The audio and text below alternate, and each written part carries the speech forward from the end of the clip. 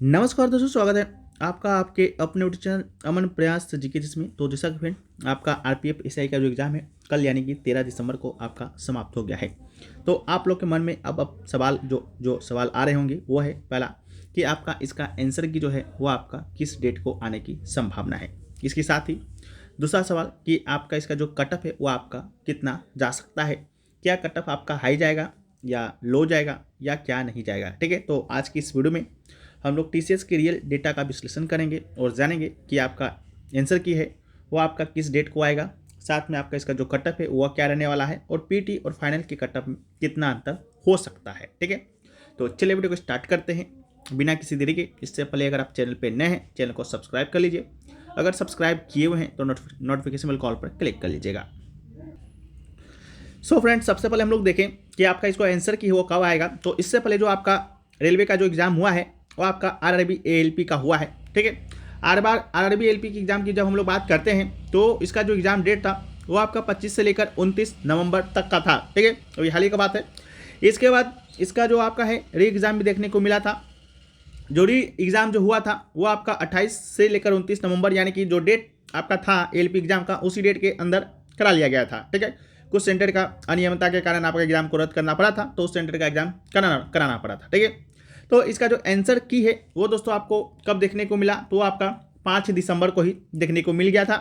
और गैप की बात करते हैं तो सबसे कम यानी कि 5 दिनों का गैप है जो कि देखने को मिला। यही पैटर्न आपका एसएससी का भी एग्ज़ाम में रहता है क्योंकि एसएससी का एग्ज़ाम भी आपका टीसीएससी कंडक्ट कराता है और यही 5, 6, 7 दिनों का ही गैपिंग आपका रहता है एग्ज़ाम खत्म होने और आंसर की डेट जारी करने के बीचों का।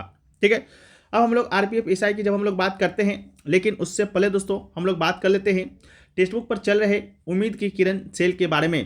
ठीक है, इस सेल के दौरान अगर आप इनका ईयरली का text book pass pro purchase अगर करते हैं तो आपको यह मात्र जो है 395 में मिलने वाला है।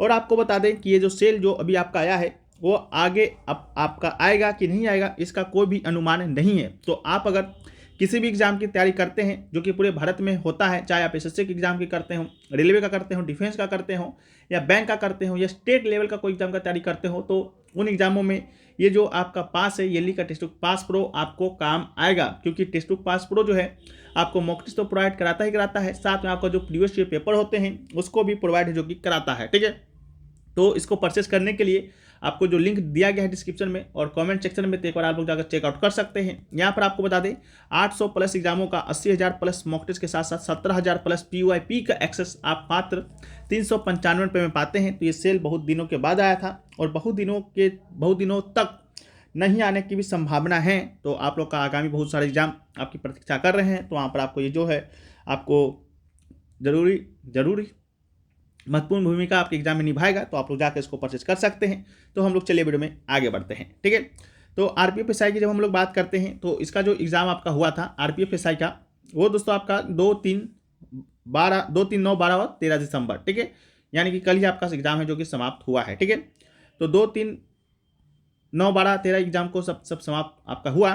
तो इसमें देखा गया कि इसमें आपका कोई भी री एग्ज़ाम आपका नहीं हुआ। ठीक है, तो आपका एग्ज़ाम समाप्त हुआ 13 दिसंबर को। तो 13 दिसंबर को आप जब आपका एग्जाम समाप्त होता है तो एलपी का 5 दिनों के बाद आंसर की आपको देखने को मिलता है। तो वही आपका जो है दिन है आपका एसआई में भी देखने को मिलेगा। ठीक है, तो 13 को जब एग्ज़ाम समाप्त होता है, 13 से हम लोग जब 5 दिन के बाद मानते हैं तो 13, फिर 14, फिर 15, फिर आपका 16, फिर आपका 17, फिर आपका 18, फिर आपका 19। ठीक है, तो 5 दिन के बाद जो डेट निकल कर आता है वो आपका 19 दिसंबर का निकल कर आता है। ठीक है, तो आपका जो आंसर की है क्लियर तौर पे कहते हैं कि आपका 19 या 20 दिसंबर को है आपको आ जाएगा कंफर्म। ठीक है, जैसा कि हमने एलपी एग्जाम में भी बताया था, तो उसी दिन आपको आंसर की देखने को मिला। तो उसी प्रकार आपका एसआई में भी ये जो डेटा है आपका रहने वाला है। गैप की बात करते हैं तो यही 5-6 दिनों का गैप आपको यहाँ पर भी देखने को मिलेगा। ठीक है, अब हम लोग बात कर लेते हैं कि आपका आखिरकार इसका कटअप जो है क्या रहने वाला है, क्योंकि कटअप ही क्लियर करना है तभी आपका सिलेक्शन जो है आगे की प्रोसेस में होना है। ठीक है, तो कटअप की जब हम लोग बात करते हैं तो सबसे पहले हम लोग देखें कि जो 3 सब्जेक्ट से आपके प्रश्न पूछे जाते हैं, जीके, मैथ, रीजनिंग से टोटल 120 प्रश्न पूछे जाते हैं। उन सब्जेक्टों का क्या आपका मार्क्स रहा है, यानी कि कितना एवरेज आप अगर आप अटेम्प्ट किए हैं या कितना नंबर उसमें ला रहे हैं, तो आप एक सेफ जोन में हैं। तो जीके की बात करते हैं तो जीके में निकल कर आया कि अगर आप 34-35 प्रश्न अगर आप सही नंबर ला रहे हैं जीके में नेगेटिव को छाट कर, तो आप एक सेफ अटेम्प्ट में हैं। इसके अलावा मैथ की बात करते हैं तो वहीं पर 32, और रीजनिंग की बात करते हैं तो रीजनिंग में आपको पूरा से पूरा नंबर लाना ही पड़ेगा किसी भी सूरत में, क्योंकि रीजनिंग का आपका जो पोर्शन आ रहा था वो ज़्यादा हार्ड भी नहीं आ रहा था, और जिस प्रकार से मैथ का कैलकुलेटिव आ रहा था, और जीके जीएस का आपका थोड़ा सा मॉडरेट लेवल का पूछा जा रहा था। ठीक है, तो रीजनिंग में आपको पूरा और पूरा नंबर लाना ही था, तभी आपका सिलेक्शन जो है आगे की प्रोसेस के लिए हो सकता है। तो इस डेटा के अकॉर्डिंग हम लोग देखें तो आपका 120 में कम से कम जो है आपका 100 नंबर तो आना ही चाहिए। ये 100 नंबर आपका नॉर्मलाइजेशन होकर आना चाहिए। ठीक है, तो 100 नंबर आपका नॉर्मलाइजेशन का है, ये मत सोचिएगा कि 100 कैसे आएगा। ठीक है, तो अगर आपका 100 प्लस है तो आपका सिलेक्शन पीटी के लिए होगा। ठीक है, वैकेंसी की बात करते हैं तो यहाँ पर आप लोग को मालूम होगा वैकेंसी ज़्यादा है नहीं, कितना है तो मात्र 452 है। ठीक है, तो 452 वैकेंसी में भी कैटेगरी वाइज वैकेंसी को जब हम लोग करेंगे तो निकल कर आएगा कि यूआर कैटेगरी का मात्र 157 वैकेंसी, एससी का 57, एसटी का 28, ओबीसी का 104, ईडब्ल्यूएस का 38 है। ठीक है, और रिजल्ट जो होना है पीएटी के लिए मात्र 10 गुना ही होना है। ठीक है, तो 157 वैकेंसी है, तो यूआर कैटेगरी में से यूआर कैटेगरी का जो है 1570 क्वालिफाई होगा, एससी का 570 होगा, एसटी का 280 होगा, ओबीसी का 1040 होगा, और ईडब्ल्यूएस का आपका 380 होगा। ठीक है, तो इतना ही लोग कैटेगरी वाइज जो है पीटी के लिए क्वालिफाई होंगे। और टोटल फॉर्म फिल की बात करते हैं तो यूआर कैटेगरी में 2,87,113, एससी का 3,99,702, एसटी का 1,42,483, ओबीसी का 6,09,404, ईडब्ल्यूएस का 99,386 फॉर्म फिल हुआ है। ये तो आपका फॉर्म फिल था, लेकिन अटेंडेंस आपका इसका आधा ही देखने को मिलेगा क्या मिला है। ठीक है, तो फॉर्म फिल से तो घबराना है नहीं। ठीक है, तो आपका यही डेटा है।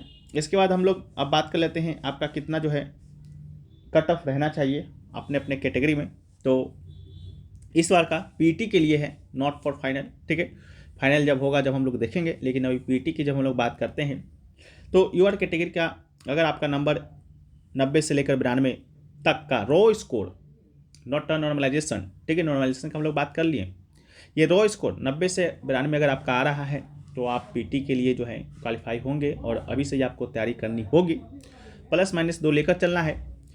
एससी की बात करेंगे तो वहीं पर 75 से 80 नंबर आपको लाना पड़ेगा। एसटी की बात करेंगे तो 70 से 75, ओबीसी का 85 से 90, और ईडब्ल्यूएस का 82 से 86।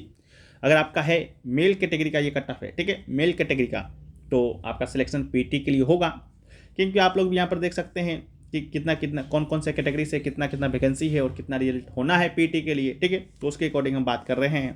ठीक है, तो यही चीज़ है। इसके बाद हम लोग फीमेल की जब हम लोग बात करते हैं तो फीमेल कैटेगरी का जो है कुछ ज़्यादा कम देखने को तो मिलेगा नहीं, हालांकि रिजर्वेशन है, फिर भी आपका जो कट ऑफ है ज़्यादा ही देखने को मिलेगा, इस पर वैकेंसी भी कम है। ठीक है, तो यूआर कैटेगरी का अगर आपका 86 से लेकर 90 तक आ रहा है, ठीक है, तो आपका सिलेक्शन हो जाएगा। +- 2 लेकर चलना है। ओबीसी कैटेगरी का आपका 82 से लेकर 85 नंबर तक है, तो आपका सिलेक्शन हो जाना है। ठीक है, तो उसको भी आप लोग याद रखिएगा। उसके बाद अगर आप ईडब्ल्यूएस कैटेगरी से हैं और 75 से 80 नंबर आपका आ रहा है रॉ स्कोर, तो आपका सिलेक्शन होना है। और एससी के हैं तो 75 से 75, और एसटी के हैं तो 68 से 72 आपका सिलेक्शन होना है। 68 से 72 इसलिए भी क्योंकि मात्र 85 लोग का सिलेक्शन जो है पीटी के लिए करना है, तो इतना नंबर आपको लाना ही होगा। ठीक है, बाकी वीडियो पसंद आया है तो वीडियो को आप लोग लाइक कर दीजिए। चैनल पे अगर आप लोग अभी नए हैं तो चैनल को सब्सक्राइब कर दीजिए। नोटिफिकेशन बेल कॉल पर क्लिक कर लीजिएगा आरपीएफएसआई से जुड़े हर पर अपडेट के लिए। बाकी हम लोग मिलते हैं नेक्स्ट वीडियो में नेक्स्ट अपडेट के साथ। जब तक के लिए जय हिंद फ्रेंड्स।